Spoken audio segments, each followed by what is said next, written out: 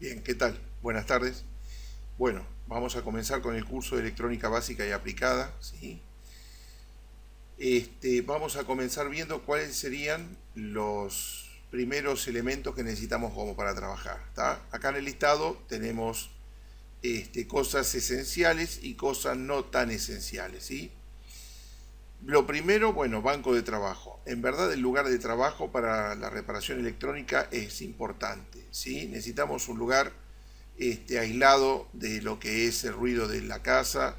En lo posible tiene que ser algún banco dedicado al trabajo, ya que muchas veces si uno cuando comienza trabaja sobre la misma mesa donde después se almuerza o se cena y uno tiene algún equipo desarmado y de repente hay que quitar el equipo porque se sirve la comida, entonces en verdad se pierden piezas, se pierden algunos tornillos. Entonces es recomendable tener un banco chiquitito, pero que sea destinado para el fin de la reparación, ¿sí? Lámpara de banco, lógicamente necesitamos muy buena iluminación para lo que sería la parte donde nosotros vamos a trabajar. Sabemos que hoy en día la tecnología es cada vez sea más ínfimo el tamaño de los componentes, por lo tanto necesitamos buena iluminación. Un multímetro o tester, ¿sí? Lógicamente que a medida que va pasando el tema de la clase, yo voy a ir dando después cuáles serían los más convenientes. No es necesario comprar alguno muy caro, ya que tanto sea uno económico como caro, suelen quemarse en una equivocación en una medición. Por lo tanto, vamos a recomendar uno económico y uno bueno, pero no muy caro. Soldador para el estaño, ¿sí? También es necesario, tipo lápiz o pistola, la potencia lo indica, entre 30 y 40 watts aproximadamente, ¿sí? Hay algunas marcas que son muy buenas, acá en Argentina está la marca Ajax, marca Good, ¿sí? Son recomendables. Después los demás no son malos soldadores, son buenos. Lo único, el de madera descartado totalmente, no sirve ese tipo de soldador. De soldador de estaño. Esto es necesario también, cada vez que se quiere quitar algún componente vamos a necesitar calentar la superficie donde está el estaño y es un succionador en donde uno aprieta un botoncito, ¿sí? Produce un vacío y chupa el estaño.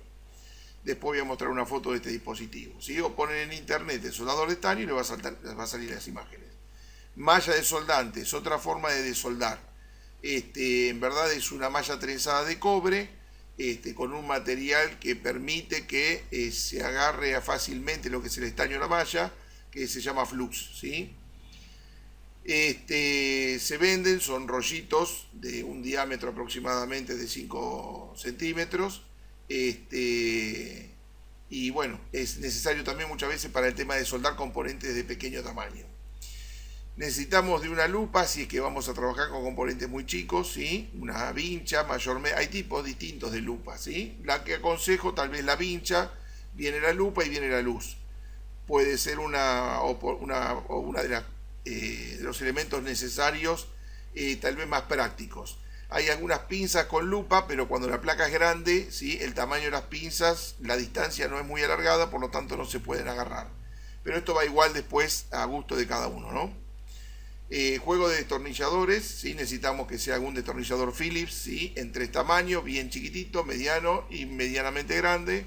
Lo mismo para lo que serían los de estándar o tipo plano, ¿no? Pinza universal, es la pinza común que conocemos todos, ¿sí? Pinza de punta, necesitamos alguna pinza de punta. Alicate de corte oblicuo, el de corte frontal no se necesita demasiado, si lo tienen y lo quieren lo pueden comprar, pero con un alicate de corte oblicuo sería suficiente, ¿sí? Estos serían los elementos que más que nada necesitaríamos. Con esto se puede empezar a trabajar tranquilamente, ¿sí? Después se necesita el instrumental, pero que no lo tengamos no quiere decir que no vamos a poder trabajar. Un osciloscopio, ¿sí? Preferentemente mayor a 60 Hz. Esto depende del trabajo de cada uno. Yo acá puse porque con esto abarcamos un abanico de posibilidades de reparación. Pero es un instrumental caro, ¿sí? Estamos hablando que está arriba de los 30 a 40 mil pesos, ¿sí? O tal vez un poquito más, dependiendo del momento que escucha este video. Pero no es necesario en una reparación. Pueden haber métodos alternativos que no van a ser tan prácticos tal vez como este, pero nos ahorramos esa cifra, ¿sí? Se va a ir explicando a medida que va transcurriendo el curso. Una estación de soldado, que tampoco es esencial. Yo cuando empecé a trabajar no existía la estación de soldado con componentes de montaje superficial y lo hacíamos de forma casera, que también lo vamos a explicar.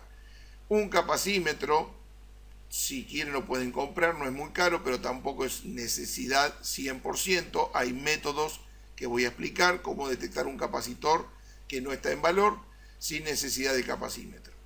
Frecuencímetro es un elemento que no tiene mucha necesidad en el taller, más que nada sería por un laboratorio de electrónica, ¿sí?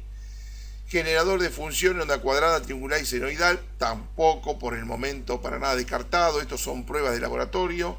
Estación de reviling, bueno, podría llegar a ser necesario mucho más adelante, cuando realmente estemos reparando y cuando veamos que varias veces ya estamos llevando a trabajar a otra persona, a realizar este trabajo, bueno, ahí entonces tal vez conviene que nosotros la compremos, ¿sí?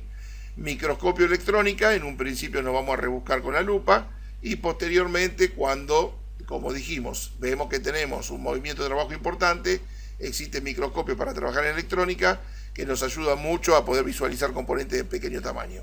Pero hoy en día con un celular, una buena cámara, y después les voy a enseñar un truquito poniendo una lente de un pick-up, de un láser, ¿sí? Podemos aumentar bastante lo que es la imagen.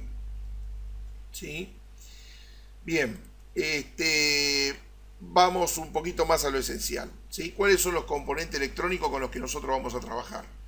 Resistencias o resistor es lo mismo, ¿sí? Vamos a ver ese componente electrónico, capacitores o condensadores, ¿sí? También es lo mismo, posteriormente seguimos con eso. Vamos a ver el tema de transformadores, diodos, transistores, todos los tipos de transistores. En transistores entran transistores con diodo damper, transistores MOSFET, transistores Darlington, transistores digitales, transistores de efecto de campo. O sea, en verdad hay una cantidad de transistores que lo vamos a ver todos, ¿sí? Los bipolares, tiristores, vamos a ver el tema de la familia de los tiristores, ¿sí? Triacs y el tema de circuitos integrados, todos los tipos de circuitos integrados que existan, ¿sí? Amplificadores, osciladores, optoacopladores, microprocesadores, memoria. Bueno, lo vamos a ir describiendo a medida que vaya avanzando el curso. Bien, comenzamos entonces la clase con el primer tema, que sería resistencia eléctrica, ¿sí? Nosotros sabemos bien que existen materiales en la naturaleza que conducen la corriente eléctrica y otros que no la conducen, que no permiten el pasaje de la corriente eléctrica. Si nosotros tomamos un trozo de madera y le aplicamos tensión, lógicamente que no va a circular la corriente, ¿sí? Si tomamos un pedazo de acero, una barra de acero, un caño, y le aplicamos tensión, lógicamente que si la tocamos nos electrocutamos. Por lo tanto, el material que permitió la circulación de la corriente se llama material conductor, y el que no permitió la circulación de corriente es un material un material aislante, mejor dicho, ¿sí? Entre medio del material conductor, que permite pasar toda la corriente, y los materiales aislantes, ¿sí? Encontramos materiales resistivos, es decir, que permite la circulación de corriente, pero tal vez no toda la que le apliqué a la entrada, sino voy a tener una porción inferior. Para ello hay un componente electrónico que justamente se llama resistencia, ¿sí? O resistor. Bien, todo componente electrónico tiene una simbología, ¿sí? Van a haber planos, circuitos electrónicos, en donde va a estar todo conformado por medio de símbolos. Y ustedes mirando el símbolo se van a dar cuenta qué es lo que está indicando, qué es el componente que habría que verificar, que reparar, que cambiar, ¿se entiende? Bien, en el caso de la resistencia vamos a encontrarnos con esta simbología o con esta simbología. Cada vez que vemos un plano, este símbolo o sabemos que hay una resistencia eléctrica, ¿tá? Tipo de resistencia eléctrica. En forma física hay infinidades, ¿sí? Podemos mostrar algunas como para un ejemplo. Igual se acompaña en el PDF este curso, y ahí en el PDF tienen un poquito más explayado todos los tipos de resistencia que existen. Tenemos resistencia de metal film, son las más comunes, la que vemos acá. Resistencia de alambre, ¿sí? Resistencias cementadas, cambian la forma física, ¿sí? El material, el tamaño, pero todas cumplen la misma función, ¿sí? Y ahora vamos a ver cuál es la función de una resistencia eléctrica, ¿sí? Finalmente. Bien, resistencia eléctrica, ¿sí? Acá también tenemos otras formas físicas de resistencia eléctrica. esta resistencia que estoy haciendo ahora mención y señalando, junto con esta que estamos mirando en este momento, son resistencias de montaje convencional. Pero como decíamos hoy al principio, la tecnología intenta cada vez disminuir los tamaños de los equipos electrónicos. Por lo tanto, vamos a encontrarnos con una tecnología nueva que se llama SMD, en donde las resistencias son muy miniatura, y sería esta que tenemos acá y esta otra que vemos en la imagen. Son componentes diminutos, ¿sí? Ya lo vamos a ver en alguna foto. Bien, ¿cuál es la función de la resistencia eléctrica? En un principio, transformar la energía eléctrica, ¿sí?, en energía calórica. Es decir, que si yo le pongo electricidad voy a obtener calor. El tema es que en electrónica no es tanto ese beneficio el que se utiliza. Yo no quiero obtener calor, ¿sí? Pero ya vamos a verlo aplicado en electrónica. En un principio sabemos que tenemos resistencia en una estufa porque quiero calor, en una plancha porque quiero obtener calor, en un calefón eléctrico porque quiero calentar el agua. O sea que cuando yo conecto una resistencia, tengo una transformación de energía eléctrica a calórica, ¿sí? De la misma manera que todos los componentes tienen una unidad, ¿sí? Si yo voy a comprar pan, pido, denme 1 kilo de pan. Bien, kilogramo, ¿está bien? Entonces el gramo es la unidad de peso. La unidad de resistencia es el ohm, ¿sí? Como acá bien lo indica, el ohm. Y se simboliza mediante este sombrerito que nosotros vemos acá. Lógicamente tenemos múltiplos, ¿sí?, y submúltiplos. En la resistencia nos manejamos con múltiplos. Es decir, es lo mismo que si vamos a comprar pan, yo no digo deme 1000 gramos de pan. Yo digo deme 1 kilogramo de pan. Con la resistencia pasa lo mismo. Puedo tener resistencia, el valor, ¿sí?, del ohm, 1 ohm, 10 ohm, 100 ohm, 1000 ohms, ¿sí?, o 10.000 ohms, que sería el caso de este ejemplo. Acá me dice 10.000 ohms.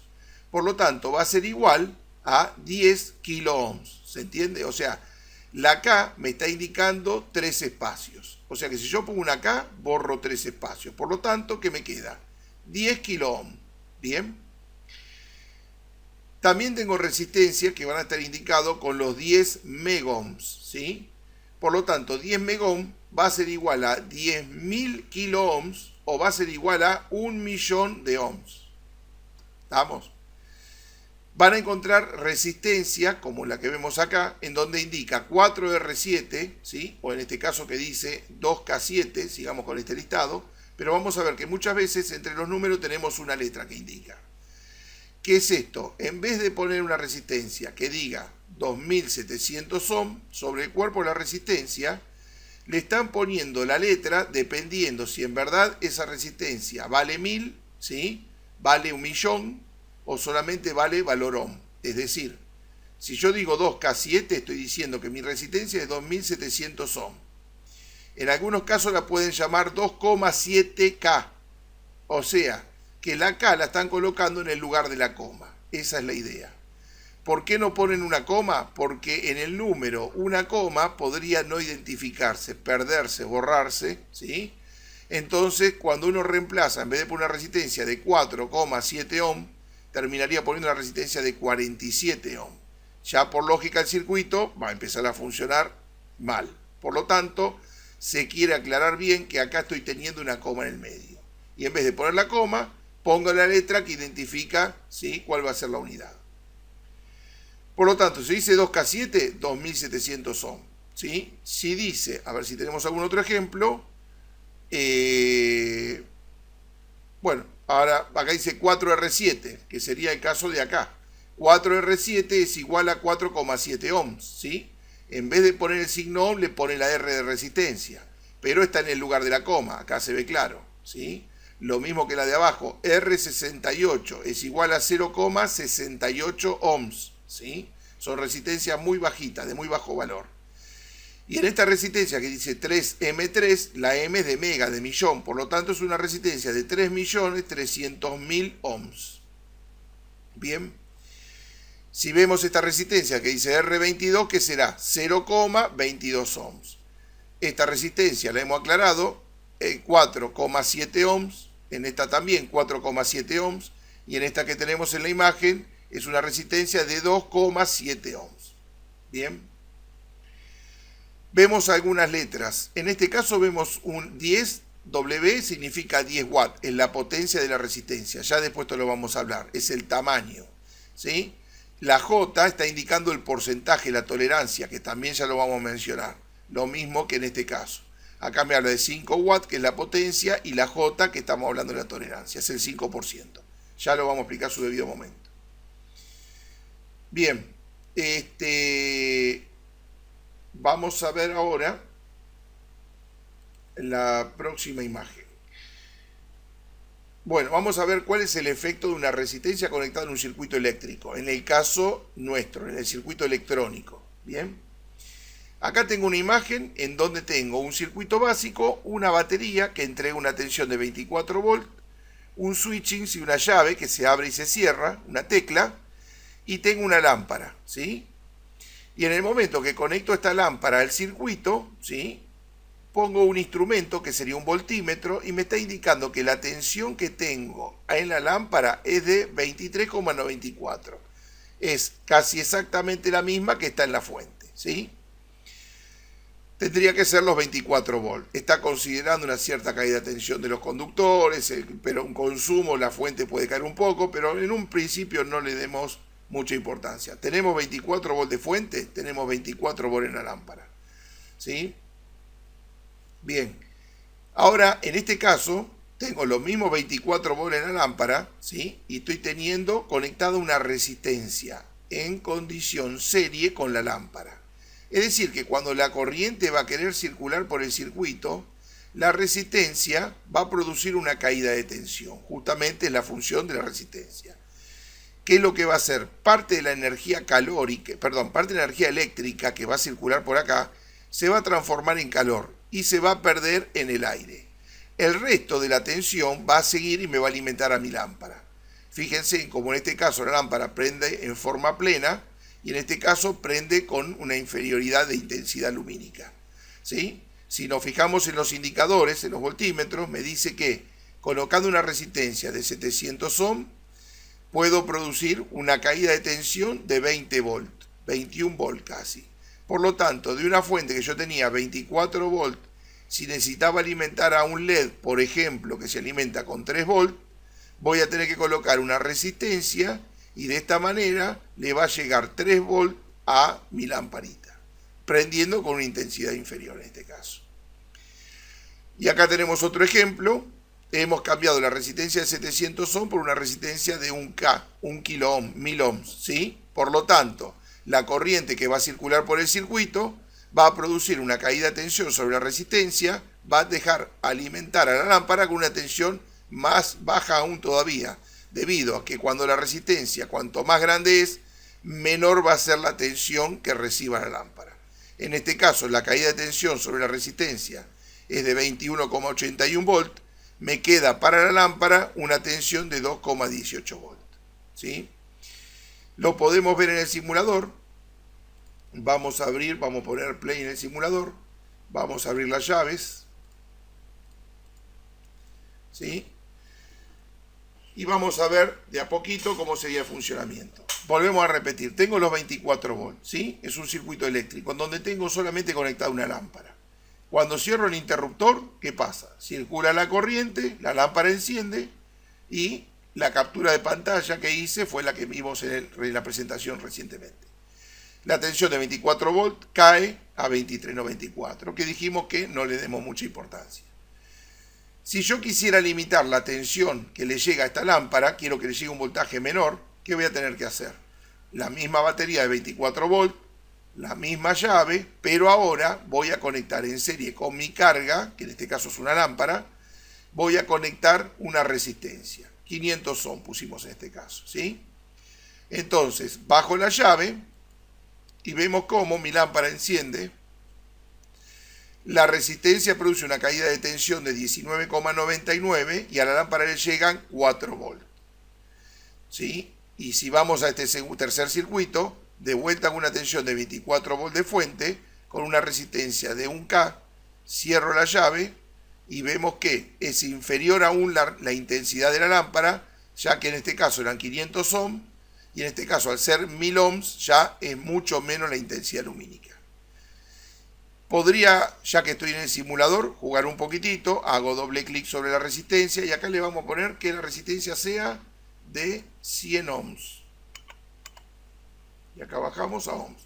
Ok, vemos cómo se pone mucho más incandescente la lámpara, ¿sí? Casi tanto como en este caso. Igual la iluminación, imagínense que el simulador mucho no lo puede demostrar, pero acá dice que se está alimentando con 24 volts, acá se está alimentando con 11,99, con 12 volts, ¿sí? Y se ven casi igual las iluminaciones, pero lo que tenemos que tener en consideración es el voltaje que realmente está recibiendo la lámpara, ¿sí? Si bajo un poquitito más todavía, vamos a ponerle 10 ohm, ok, fíjense que recibe 21 volts lo que sería la lámpara y solamente está cayendo 2 volts sobre la resistencia. Bien, y si vamos ahora a poner 10 y vamos a poner la unidad K, 10K, ok, fíjense como apenas prende la lamparita, hay una caída de tensión sobre la resistencia de 23,76 y apenas le llega a la lámpara 237,62 milivolts. Bien, bien, vamos a seguir con la presentación de PowerPoint.